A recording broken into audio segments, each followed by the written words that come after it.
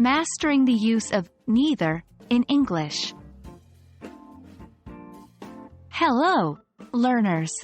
Welcome back to our English grammar series. Today, we're focusing on an important word that can sometimes be tricky for learners. Neither. Let's unravel the mystery together. First things first, neither is a determiner, a pronoun, and a conjunction that we use to mean not one or the other of two, or not either. As a determiner, it precedes a singular noun, like in this sentence. Neither option was appealing to me. When used as a pronoun, it stands alone. I don't like coffee or tea.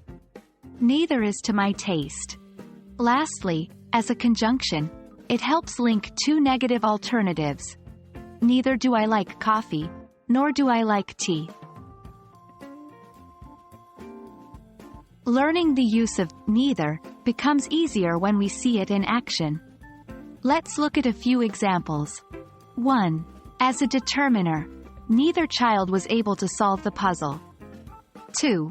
As a pronoun, I don't play the guitar or the piano. Neither appeals to me. 3. As a conjunction, he can neither read nor write. Here's a tip. Neither is often followed by a singular verb, not a plural verb. Avoid the common mistake of using a plural verb after neither.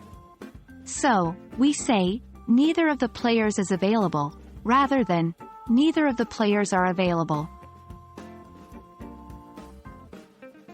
Neither can also be used in questions to offer two negative alternatives.